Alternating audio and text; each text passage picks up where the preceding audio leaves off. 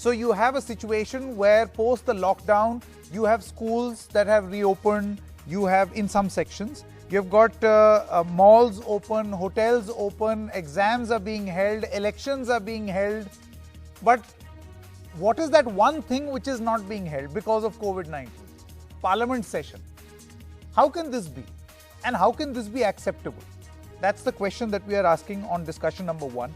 And story number 2, is there a big Bengal exodus, or there's too much being spoken about it? Is the BJP thinning out the TMC ahead of the Bengal elections? That debate is also going to come up in just a short moment. But let's first quickly tell you the point that we were making in the context of Parliament. So here's the thing. You've got, let's take a look at the various institutions that have been opened during the pandemic with the help of the graphics. We'll put them on the screen. The various institutions that have opened. Colleges, yes. In some parts of the country, colleges are open. Schools, in some parts of the country, there's an advisory that for students upwards of a certain class, schools are open. Malls, yes, opened late, but they're now open. Business is back in malls. Cinema halls, yes, they're open. Seating capacity, all arrangements have been made. You can go watch a movie. Shops are open. Hotels and restaurants are open. You can go and have food in a restaurant. You can go to a hotel and stay there. Gymnasium is also open. You can be fighting fit. But it seems that you are not fighting fit somewhere else, at least as far as legislation is concerned. Let's also tell you those controversial decisions that the government took. Remember, there were a lot of controversial decisions also, where the government went ahead even during the pandemic. So there was a view that Bihar elections must be postponed. Why? Because of COVID-19. The government was of the view no elections must be held. Elections were held. Then the NEET JEE examinations. Remember, huge campaign by students that let us not have examinations right now, postpone them, have them later. But the government went ahead with it. Events like Deepotsav in Varanasi and Ayodhya were carried out with the pandemic in full force. And then there were big rallies and speeches attended by thousands of people. Now let's quickly tell you what opposition is saying on holding parliament. They're saying that the government is trying to avoid the session so that they don't have to discuss farmers. Now that's a very serious allegation coming in from the Congress. Shiv Sena says, and we will be joined in by the guest who actually made this comment on social media, and that's where we got the idea for the discussion. Elections, rallies can happen, schools can reopen, colleges can conduct exams, hotels, restaurants can be opened. Only place considered most dangerous, beg your pardon, by Government of India is its parliament. So I would like to welcome Shiv Sena MP Priyanka Chaturvedi. Ms. Chaturvedi, thank you so much for joining us. It is your tweet which gave us the idea of actually discussing this. Why do you think, in your wisdom, why do you think that the government would open everything else but for Parliament? Firstly, Sanket, I'm very grateful to you for conducting this debate on this important issue. I'm sorry my voice is extreme. Sure, we'll get it fixed.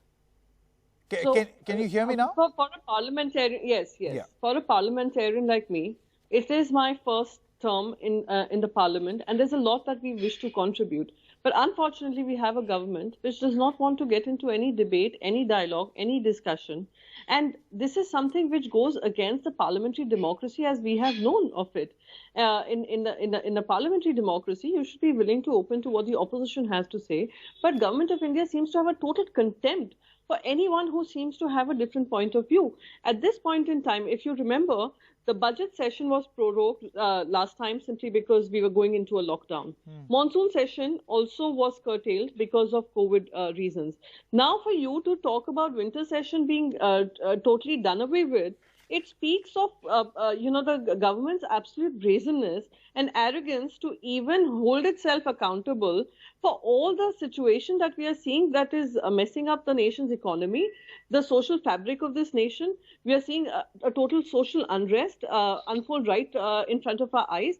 And we have a parliament which is just not willing to convene. The government does not want to convene it so that we avoid discussing this.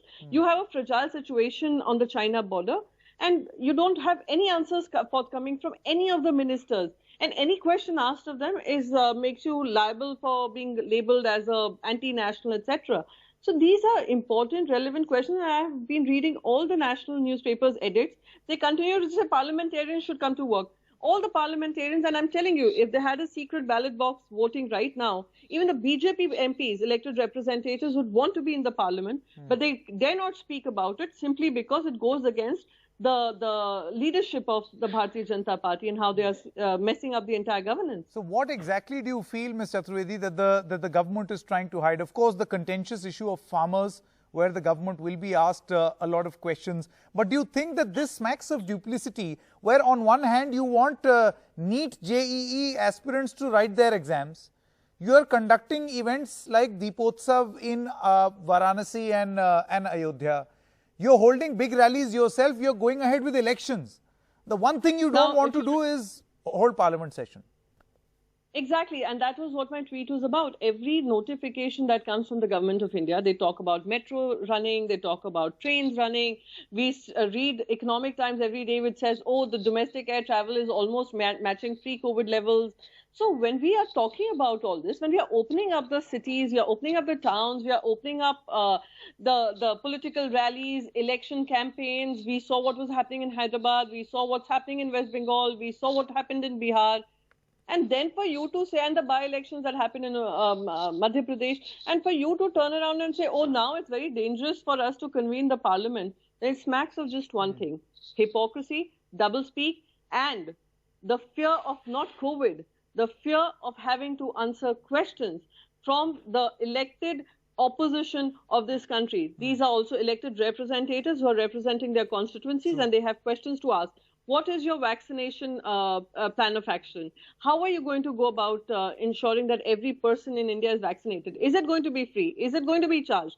Those are questions. You have made that from election commitment to every state that has gone into an election just to get votes. But what is the strategy?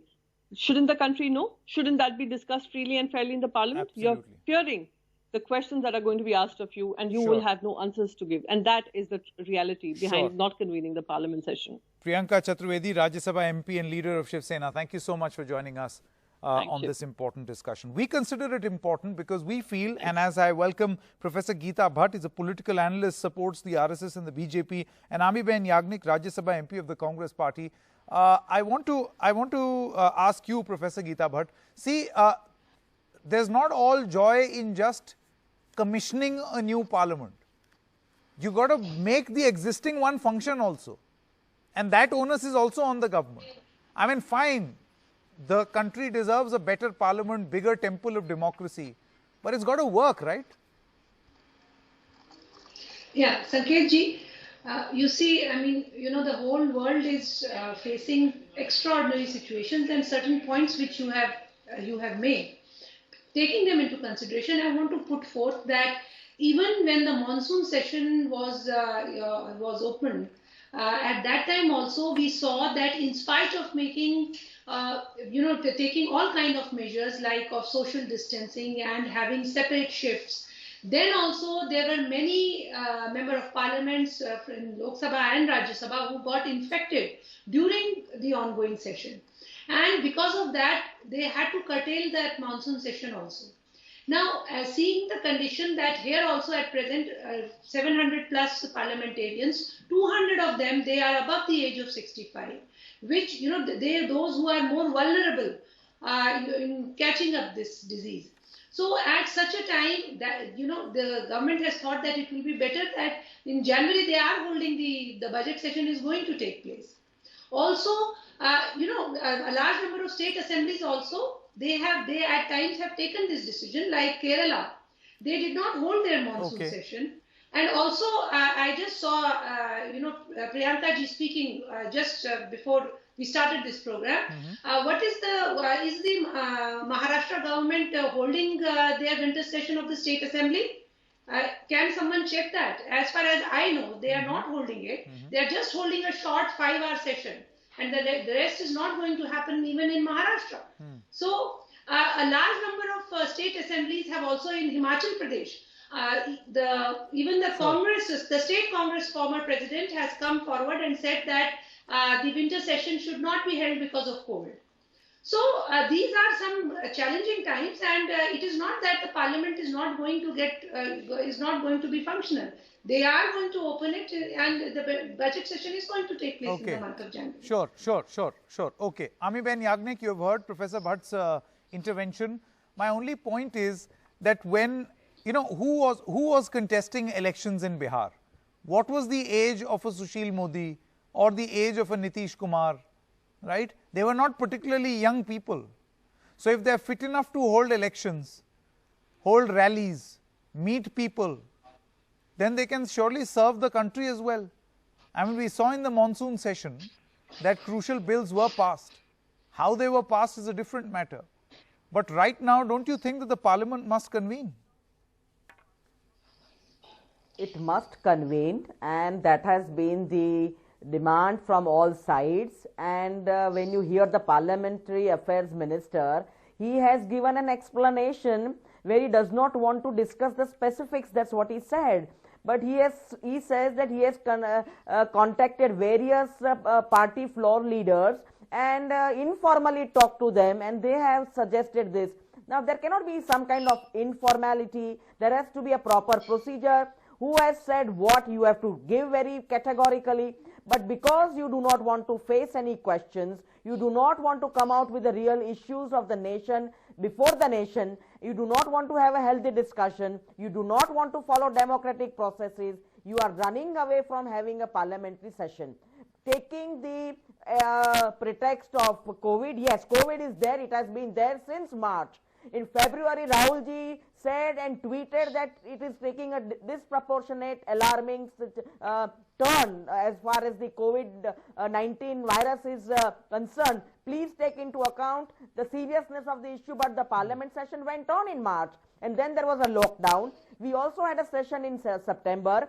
We also had lots of bills passed in September. The session went on. At that time also there was COVID. You are also wanting the healthcare system, all the people to come and no, but then Ms. Yagnik, see, the point that is being made, Amiben, the point that is being made is that, see, we held the sessions and then we realized that even after taking so many precautions, there were COVID cases and the session had to be truncated. That's why this decision has been taken. In 1 month, in any case, there will be a budget session. How do you respond to this? No, so that is where I was coming to, that the COVID situation is there everywhere in the whole country. Sir, you expect students to go and take exams, you expect the healthcare people to go and be in hospitals, you want people to work in offices, and then you have come out with a statement that we have contacted all the leaders of all parties. Which parties? Which leaders? You have to make a categorical. What's the position of the Congress? You can't hide behind. Amiben. No. We have not been consulted. Let them show where they consulted us. So just hiding behind these kind of vague, absolutely vague statements is not proper. You have to follow constitutional mandates. You have to follow transparent procedures. You have to tell the country. You are not telling opposition people. You are telling the nation what you are doing. Let it be the nation where it is we the people of the country, not you. So let there be a proper answer. COVID is going to be there. There should be multiple times of precautions. But you can't hide behind vague statements. Don't hide behind COVID for everything is the advice that is coming in from the Congress. Professor Bhatt as well as Amiben Yagnik, many thanks for joining us.